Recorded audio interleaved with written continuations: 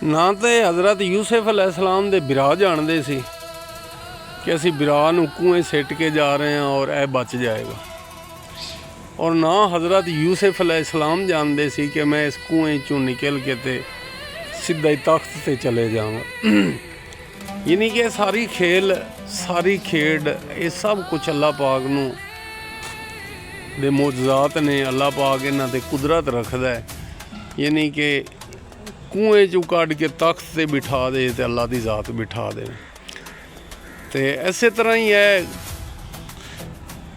ना उम्मीदी और मायूसी का एक मूँह बोलदा सबूत है कि अगर तुसी किसी भी मुसीबत दुख तकलीफ ही फस जाते हो तो परेशान ना हो। परेशान हो के तो वो मायूसी मतलब है कि बंदा मायूस हो जाता है, ना उम्मीद हो जाता है।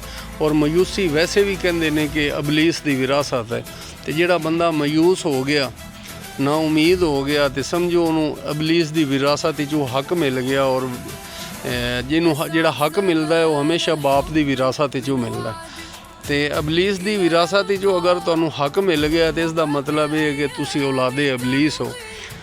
लिहाजा ना उम्मीद और मायूस नहीं होना चाहिए। इस कुरान पाक दे विच बहुत एक शानदार तरीके दे नाल हज़रत यूसुफ अलैहिस्सलाम का किस्सा बयान किया गया। इनू मद्देनज़र रखोगे, गिरान वालियां नू नहीं पता कि गिरन तो बाद ये किस मुकाम ते अल्लाह ताला इनू पहुँचा देगा, और गिरन वाले नू भी नहीं पता कि इस गिरन तो बाद अल्लाह ताला मैनू इस मुसीबत चों कढ़ के ते किहड़े आला मुकाम ते पहुँचा देगा। लिहाजा ना तो गिरन वाले नू अफसोस करना चाहिए, उम्मीद रखनी चाहिए अल्लाह ताला ते कि अगर मैं गिरया तो मैनू संभाल भी लेगा और मैनू किसी बुलंद मुकाम ते भी पहुँचा सकता है। और गिरान वालियां नू भी खुश नहीं होना चाहिए कि जिन्हों असी गिरा दिता है ना, ये गिरन तो बाद ये फिर उठ नहीं सकता। उन्होंने ज़हन च भी यह चीज़ होनी चाहिए कि गिरन तो बाद ये अगर अल्लाह ताला ने चाह तो ये इनू इतना बुलंद मुकाम दे सकता है कि जिहड़ी साडी सोच ही नहीं है।